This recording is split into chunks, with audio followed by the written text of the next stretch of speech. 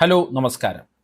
അഹമ്മദാബാദിലെ air India വിമാനം തകരുന്നതിന് തൊട്ടു മുമ്പ് കേട്ട ആ ശബ്ദം എന്താണ്?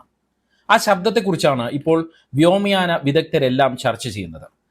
വിമാനത്തിലെ വൈദ്യുതി സംവിധാനത്തിലെ തകരാറിലേക്കാണ് ഈ ശബ്ദം വിരൽ ചൂണ്ടുന്നത് എന്നാണ് വിദഗ്ധരെല്ലാം പറയുന്നത്. വിമാനത്തിലെ പവർ സപ്ലൈ തകരാറിലാകുമ്പോൾ അടിയന്തര ഘട്ടത്തിൽ പ്രവർത്തിക്കുന്ന റാറ്റ് അഥവാ റാം എയർ ടർബൈൻ എന്ന ചെറിയ ഒരു വൈദ്യുതി ജനറേറ്ററിന്റെ ശബ്ദമാണ് വിമാനത്തിൻ്റെതായി പുറത്തു വന്ന അവസാന വീഡിയോയിൽ കേൾക്കുന്ന മുരൾച്ചയുള്ള ശബ്ദം എന്നാണ് വിദഗ്ധർ പറയുന്നത്.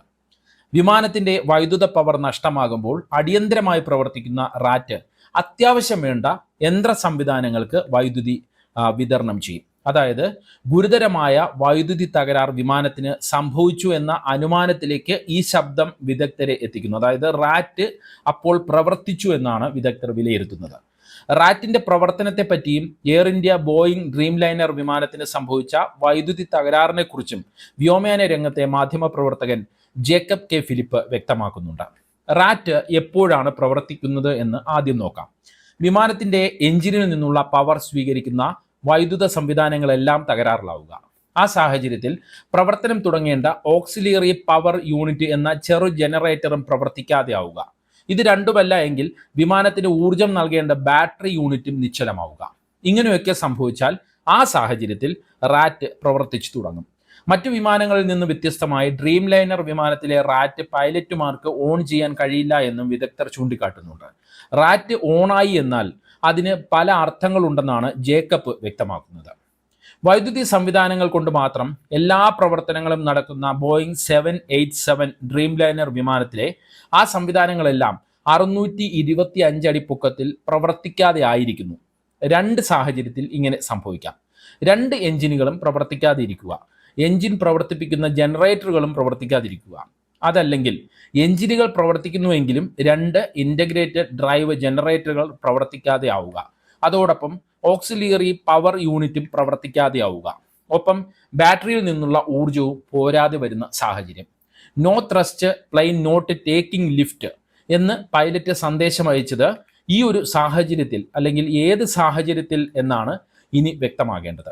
എഞ്ചിൻ പ്രവർത്തിക്കുന്നില്ല എന്നല്ല പൈലറ്റ് പറഞ്ഞത്. ത്രസ്റ്റ് കിട്ടുന്നില്ല, ആവശ്യത്തിന് ലിഫ്റ്റ് ഇല്ല എന്നാണ് പൈലറ്റ് പറഞ്ഞത്. അതായത് എഞ്ചിൻ പ്രവർത്തിക്കുന്നുണ്ടെങ്കിലും ത്രസ്റ്റും ലിഫ്റ്റും ഇല്ല എന്ന് അർത്ഥമാക്കണം. എഞ്ചിനുകൾ ആവശ്യത്തിന് ശക്തി നൽകാത്ത ഐഡിൽ എന്ന അവസ്ഥയിലാണെങ്കിലും ഒരു എഞ്ചിൻ മാത്രം പ്രവർത്തിക്കുകയാണെങ്കിലും നോ ത്രസ്റ്റ് എന്ന് പൈലറ്റ് പറയാം. നോ ലിഫ്റ്റ് എന്ന് പറഞ്ഞത് വിരൽ ചൂണ്ടുന്നത് നേരെയാക്കിയ ഫ്ലാപ്പുകളിലേക്ക് കൂടിയാണെന്നാണ് ജേക്കബ് എഴുതുന്നത്. കൂടാതെ വിമാനത്തിലെ ചരക്കിൻ്റെയും യാത്രക്കാരുടെയും വിന്യാസം ശരിയാകാത്തതിനാൽ വിമാനത്തെ മുകളിലേക്ക് ഉയർത്താൻ കൂടുതൽ ശ്രമിക്കേണ്ടി വരുന്നതും ഇത്തരത്തിലുള്ള സാഹചര്യം ഉണ്ടാക്കാം. ഡ്രീം ലൈനർ വിമാനത്തിലെ എഞ്ചിനുകളുടെ പ്രവർത്തനവും നിയന്ത്രിക്കുന്നത് വൈദ്യുത സംവിധാനമായതിനാൽ അതിനുള്ള തകരാറുകൾ എഞ്ചിനുകളെ നിശ്ചലമാക്കാം. അതായത് വിമാനത്തിലെ വൈദ്യുത സംവിധാനം ആകെ നിശ്ചലമായതാണ് അഹമ്മദാബാദിലെ അപകടത്തിലേക്ക് നയിച്ചത് എന്ന നിഗമനത്തിലേക്കാണ് വിദഗ്ധരെല്ലാവരും എത്തുന്നത്. എഞ്ചിനുകൾ നിലച്ചതുകൊണ്ട് മാത്രം റാറ്റ് യൂണിറ്റ് പ്രവർത്തിച്ചു തുടങ്ങില്ല. അതായത് മറ്റ് രണ്ട് സംവിധാനങ്ങളായ എപിയും ബാറ്ററിയും നിശ്ചലമായി എന്ന് നമ്മൾ കരുതേണ്ടി വരും. എന്നാൽ മാത്രമേ റാറ്റ് യൂണിറ്റിന്റെ പ്രവർത്തനത്തിലേക്ക് അല്ലെങ്കിൽ റാറ്റ് യൂണിറ്റ് പ്രവർത്തിച്ചു തുടങ്ങൂ. ഇതെങ്ങനെ സംഭവിച്ചു എന്നതിലാകും കൂടുതൽ അന്വേഷണമെന്ന് ജേക്കബ് വിലയിരുത്തുന്നു. വിമാനത്തെ മൊത്തം നിയന്ത്രിക്കുന്ന കമ്പ്യൂട്ടർ സോഫ്റ്റ്വെയറിന്റെ കുഴപ്പങ്ങൾ വരെ അന്വേഷണ പരിധിയിൽ വരുമെന്നും ജേക്കബ് എഴുതുന്നു. ഒടുവിലായി മറ്റൊരു കാര്യം കൂടി ജേക്കബ് ഫിലിപ്പ് കുറിക്കുന്നുണ്ട്. അത് ഇങ്ങനെയാണ്: റാറ്റ് പ്രവർത്തിച്ചത് കൊണ്ട് മാത്രം വിമാനത്തിന് ലാൻഡ് ചെയ്യാൻ കഴിയുമായിരുന്നില്ല എന്നാണ് അദ്ദേഹം പറയുന്നത്. അതായത് വിമാനത്തിലെ മറ്റു സംവിധാനങ്ങളെല്ലാം വീണ്ടും പ്രവർത്തിച്ചു തുടങ്ങുന്നത് വരെയുള്ള ഇടക്കാല വൈദ്യുത ഉൽപാദന സംവിധാനമാണല്ലോ റാറ്റ്. ഈ റാറ്റ് പ്രവർത്തിച്ചത് കൊണ്ട് വിമാനം കൂടുതൽ മുന്നോട്ട് കൊണ്ടുപോകാനോ ലാൻഡ് ചെയ്യിക്കുവാനോ അഹമ്മദാബാദിലെ സാഹചര്യത്തിൽ കഴിയുമായിരുന്നില്ല. റാറ്റ് പ്രവർത്തിച്ചു തുടങ്ങാനിടയായ പ്രധാന കാരണം കണ്ടെത്താനും പരിഹാരമുണ്ടാക്കാനും ആ കുറഞ്ഞ സമയത്തിനുള്ളിൽ പൈലറ്റുമാർക്ക് കഴിയാതിരുന്നത് അനിവാര്യമായ അപകടത്തിലേക്ക് വിമാനത്തെ എത്തിച്ചു എന്നാണ് ജേക്കബ് ഫിലിപ്പ് എഴുതി അവസാനിപ്പിക്കുന്നത്. മറ്റ് നിരവധി വിദഗ്ധരും ഇതേ അഭിപ്രായം പങ്കുവയ്ക്കുന്നുണ്ട്. ടയറുകൾ മടങ്ങി ഉള്ളിലേക്ക് പോകാത്തതും ചിറകിലെ ഫ്ലാപ്പിന്റെ പൊസിഷനും എല്ലാം കാണിക്കുന്നത് വിമാനത്തിന് ഒന്നിലധികം തകരാറുകൾ കുറഞ്ഞ സമയത്തിനുള്ളിൽ സംഭവിച്ചു എന്ന് തന്നെയാണ്. എന്നാൽ എഞ്ചിൻ പൂർണ്ണമായും പ്രവർത്തനരഹിതമായതാണ് വിമാന അപകടത്തിലേക്ക് നയിച്ചത് എന്നാണ് എയർ ട്രാഫിക് കൺട്രോൾ മേഖലയിൽ പ്രവർത്തിക്കുന്ന മാക്സിസിനെ പോലുള്ളവർ പറയുന്നത്. രണ്ട് എഞ്ചിനുകൾ ഒരുപോലെ പ്രവർത്തനരഹിതമായത് എങ്ങനെ എന്നതാണ് അന്വേഷിച്ച് കണ്ടെത്തേണ്ടത് എന്നും അദ്ദേഹം പറയുന്നു. വിമാനം 600 അടി വരെ എത്തുന്നത് വരെ എഞ്ചിൻ പ്രവർത്തിച്ചിരുന്നു.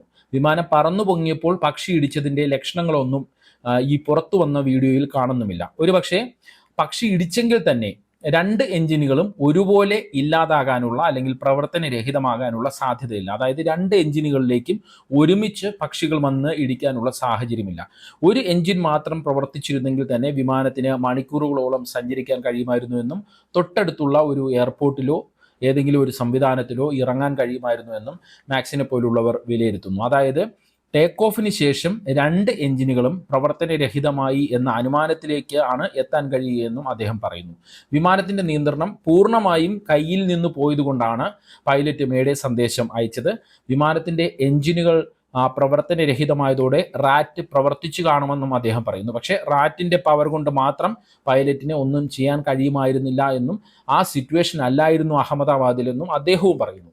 അടുത്തുള്ള ഗ്രൗണ്ടിലേക്ക് വിമാനം ഇറക്കാനുള്ള ശ്രമം നടത്തിയപ്പോഴായിരിക്കാം കെട്ടിടത്തിൽ തട്ടി തകർന്നത്. മാനുഷിക പിഴവിൻ്റെ സാധ്യതയും അവിടെ നിലനിൽക്കുന്നുവെന്ന് അദ്ദേഹം അനുമാനിക്കുന്നു.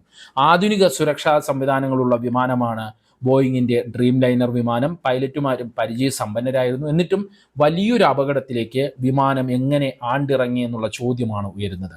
രണ്ട് എഞ്ചിനുകളും എങ്ങനെ ഒരുമിച്ച് പ്രവർത്തനരഹിതമായി? പക്ഷിക്കൂട്ടം ഇടിച്ചതാകാനുള്ള സാധ്യത എത്രത്തോളം? ഉയർന്നു പൊങ്ങിയ ഉടനെ ഇത്ര വലിയ അടിയന്തര സാഹചര്യം എങ്ങനെ ഉണ്ടായി? വ്യോമയാന മന്ത്രാലയത്തിൻ്റെ പിഴവാണോ? ബോയിങ് വിമാനത്തിൻ്റെ എന്തെങ്കിലും പിഴവാണോ? സാങ്കേതിക പിഴവുകളാണോ? എയർ ഇന്ത്യയുടെ മെയിൻ്റനൻസിൻ്റെ പിഴവാണോ?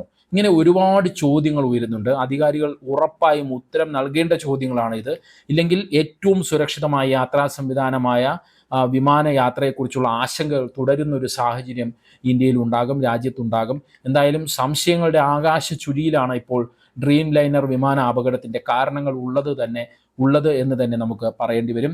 ഈ വീഡിയോയെക്കുറിച്ചുള്ള നിങ്ങളുടെ അഭിപ്രായങ്ങൾ കമൻറ്റ് ബോക്സിൽ കുറിക്കുക. വീഡിയോ അപ്ഡേറ്റുകൾക്കായി കമൻറ്റ് ബോക്സിലെ വാട്സപ്പ് ലിങ്കുകൾ ഉപയോഗപ്പെടുത്തുക. നന്ദി, നമസ്കാരം.